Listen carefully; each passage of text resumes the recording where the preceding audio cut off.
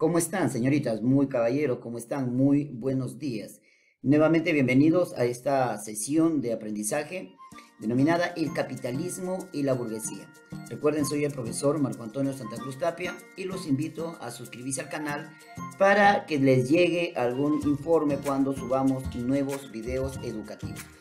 Comencemos.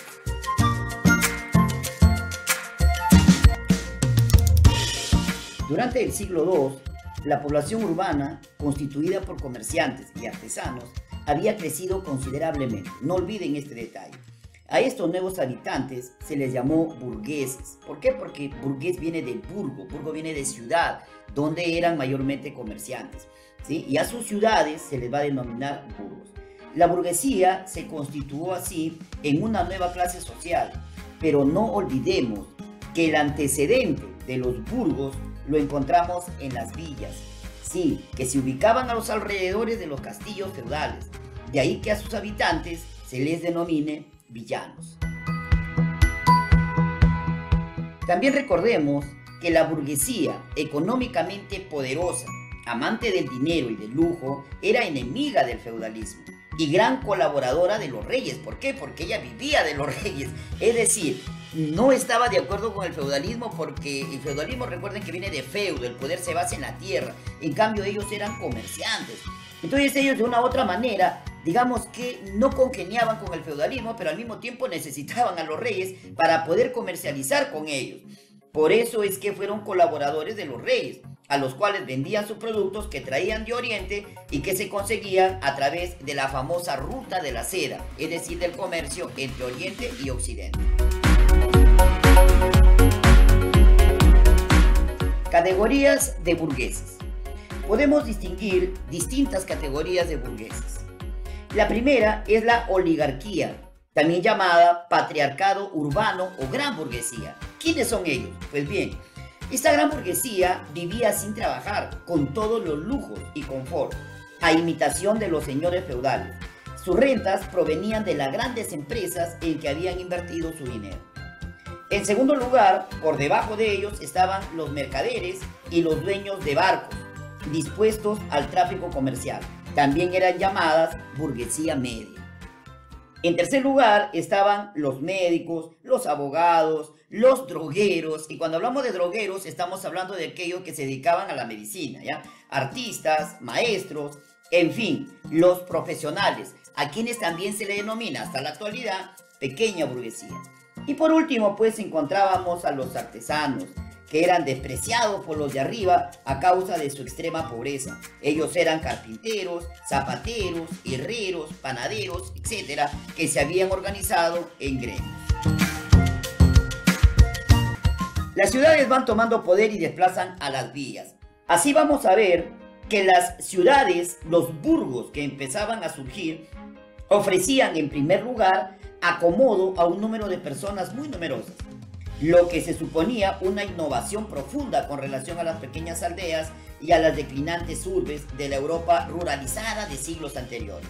Además, el espíritu dinámico de quienes vivían en los burgos. Por eso las ciudades no solo fueron importantes centros de vida económica, sino también cultural. Esa también es otra clave, no lo olviden.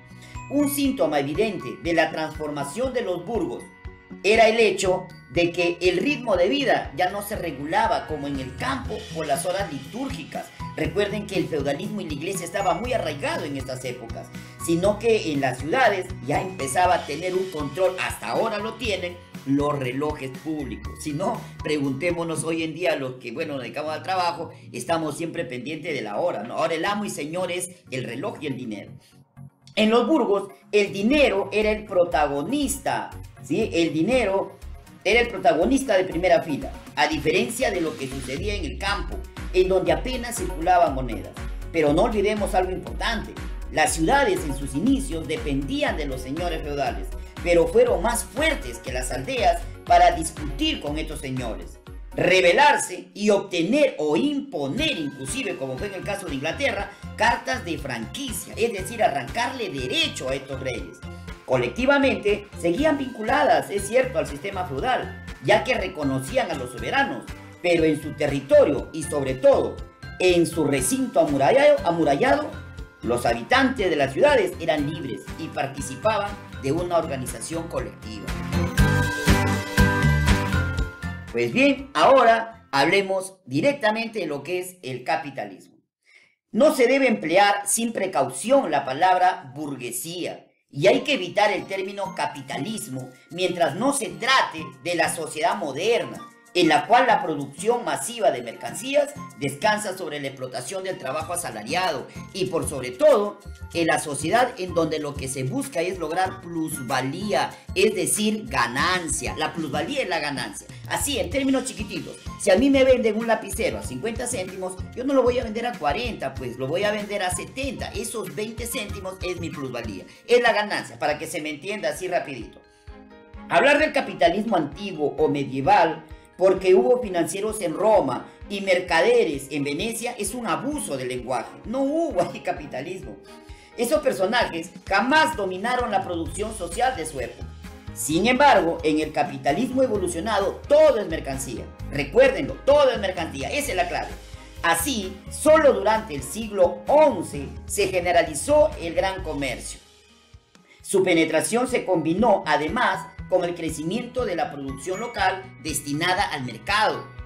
Con la progresiva sustitución de los talleres donde trabajaban los artesanos, se pasó a las fábricas donde hoy van a trabajar los obreros. En este primer paso se encuentra el origen del enfrentamiento del campo y la ciudad, que tan importante papel ha tenido en la historia de la humanidad. Desarrollo del capitalismo. La primera etapa de la transformación del capitalismo se dio tras la crisis de los siglos XIV y XV. Recuerden que durante el siglo XIV y el siglo XV significó para Europa prácticamente muerte, tragedia, hambruna. Se vivió la peste negra, epidemias y significó pues el fin de la denominada Edad Media y el surgimiento de la Edad Moderna. Y aparece pues el famoso siglo XV y siglo XVI, cuando surgieron numerosos inventos. Así, el uso de la artillería obligó a impulsar la producción. Esto sumado a la difusión del pensamiento humano con la aparición de los grandes inventos como la imprenta, el progreso de la ciencia, la navegación, la brújula, etc., desempeñaron un papel no menos importante en el desarrollo del capitalismo. Observamos que por primera vez técnicas industriales y técnicas de comunicación se equipan junto con las técnicas agrícolas. Es el comienzo de un proceso que situará a la industria en el primer plano del progreso. Así, en agricultura, los procedimientos hortícolas y quizá la viticultura conoce algunas mejoras. Con ello, la especulación va aumentando en un sentido capitalista, es decir, producir para el gran comercio. O sea, produzco para vender, ya no solo para consumir. Eso es lo que trato de decir. Dándose un éxodo rural con ventaja para las ciudades, surgiendo la proletarización del campesino. Sin embargo, su acumulación primitiva de dinero hizo que surjan crisis, violencia, los desequilibrios, los acaparamientos de este primer capitalismo y las usuras que marcaron el fin del régimen feudal y la expansión de los europeos por el mundo. Durante el siglo XV y el siglo XVI se da una apropiación sistemática de las parcelas, de los campos, al mismo tiempo que los terrenos comunales son apropiados por los grandes propietarios. Se produce pues la despoblación y el empobrecimiento del campo. Otro factor clave en el desarrollo del capitalismo fue el saqueo y la explotación colonial. Así, la colonización europea a escala mundial se llevó a cabo por mecanismos muy variados. Inmensos tesoros de los indígenas mexicanos y peruanos fueron transferidos directamente a Europa. Recuerden que esto costó el capitalismo, el desarrollo del capitalismo en Europa, costó sangre, sudor y lágrimas de los indígenas, de los negros africanos que fueron vendidos como esclavos. Sino aquí en este cerro donde lo estoy mencionando, que hoy está en uno de los países más pobres de Sudamérica, en Bolivia, que antes pertenecía al Perú, en ese cerro, el Cerro de Potosí, solo de esa mina, dicen los cronistas, se sacó 3 veces más plata que toda la plata que tenían todos los países europeos juntos. Se podía hacer un puente de pura plata que vaya desde el Callao hasta España. Y no estoy hablando de una sola mina, y la mina de Tayacaja, y el oro y la plata del rescate de Atahualpa, y el oro y la plata que se llevaron de Colombia, de Ecuador, de México. Ese oro y esa plata que tanto ambicionaron los europeos y que provocó el surgimiento de los piratas que lo querían robar en alta mar. ¿A dónde fue? ¿España es rica? Pues no. Esa plata llegó a España, ese oro llegó a España y de España se dispersó por Europa. Los grandes empresarios, los grandes industriales de Europa empezaron a venderle a España y la gran revolución industrial europea empezó y empiezan a surgir los primeros banqueros, los famosos banqueros, los Fugger, los famosos Welser. Y recuerden que producto de las luchas por nuestra independencia en 1824 en el caso peruano, los criollos, hijos de los españoles, lo primero que hicieron cuando lograron la independencia fue hacer préstamos. ¿A quiénes? A estos mismos banqueros, que al final y al cabo nos prestaron nuestra propia plata, porque fue la plata la que se llevaron nuestra plata, y con eso nos lo prestaron, nos cobran intereses, y hoy se llama deuda externa. Entonces, pues, digamos así que la colonización añadió una explotación continua.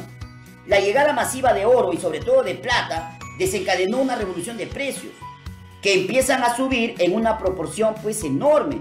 Y como los salarios suben mucho menos que los precios, se produce una inflación de beneficios y surge así el primer gran episodio de la creación capitalista, y con ello aparece la llegada del famoso mercantilismo. Entonces, como pueden ver, las colonias no solamente dieron oro y plata, sino que también dieron materias primas que sirvió para esa industrialización de Europa. Europa le debe mucho al resto del mundo. Por eso es que alguien decía, ¿quién debe pagar la deuda? ¿Ellos o nosotros? La evolución del capitalismo. Dentro de la evolución del capitalismo, dentro de lo que es mi propuesta, hay tres etapas bien diferenciadas. La primera es el capitalismo mercantilista, la segunda el capitalismo industrial y tercero vendría a ser el capitalismo imperialista. Analicemos cada uno. Características del mercantilismo o capitalismo mercantil. Como se puede observar, el periodo va desde la Edad Media hasta mediados del siglo XVIII. La forma de obtención de ganancia durante el capitalismo mercantil o mercantilismo se da cuando el valor de la mercancía aumenta mediante la destrucción de la competencia. Ahí no compito, destruyo al que me hace la competencia. El sistema de producción se basa en la producción artesanal, ¿sí? En la producción, digamos, gremial y rural, monopolizada por el comerciante, en este caso empresario. Esas son las características. Recuerden que los gremios es característico pues de los artesanos. Características del capitalismo industrial. El capitalismo industrial, como pueden observar, va desde mediados del siglo XVIII a mediados del siglo XIX. ¿Cómo se obtiene la ganancia? La ganancia se obtiene cuando se rebaja el costo de la producción mediante la introducción de máquinas, el famoso maquinismo, y se forman grandes inversiones de capital. El sistema de producción predominante acá, ¿cómo era? Era que la clase obrera industrial, el sistema fabril de producción, en otras palabras, se produce el trabajo en cadena. Se da la conversión del trabajo en mercancía. El obrero vende su fuerza de trabajo, es proletario. Y por supuesto, en el mercado se va a dar la ley de la oferta y la demanda. Esas son, así a grandes rasgos, características del capitalismo industrial, que ya más adelante estaremos estudiándolo con más detalle. Luego tenemos características del capitalismo imperialista. Este capitalismo se da en el último tercio del siglo XIX hasta la actualidad. La forma de obtener ganancia ha variado. Aquí la destrucción de la competencia y el desarrollo tecnológico para abaratar el costo de producción es clave. Asimismo, el empleo de mano de obra barata, principalmente del tercer mundo, y que poco a poco se va pues sustituyendo incluso mediante la robotización de las principales fábricas. ¿Cómo es la producción? Bueno, pues digamos entonces que la extensión de este capitalismo, el capitalismo, digamos, industrial, se une a los banqueros. Cuando se une el capital industrial más el capital de los banqueros, eso da origen al denominado capitalismo financiero. Y este capitalismo financiero en la actualidad pues ha abarcado todos los sectores económicos. Además, este mismo capitalismo imperialista también obtiene materias primas de los países pobres y por supuesto productos semi-elaborados en las colonias. Se basa en la producción industrial en la metrópoli para que pueda exportar a los países pobres como el nuestro. En esta etapa del capitalismo también algunos países han logrado tanta acumulación de riqueza que ahora no solamente exportan productos elaborados, sino que te exportan dinero. Y a través de los préstamos de dinero hacen que otros países dependan de ellos. Y entonces surge un nuevo colonialismo. Los países se convierten en países semicolonias económicamente hablando. De ahí que se habla en Sudamérica que se está en una lucha por la liberación económica. Pero eso será ya tema de otro debate. Espero que me hayas entendido, espero haber sido claro y pues nos veremos en una próxima clase. Ahora solamente me queda decirte muchas, pero muchas gracias.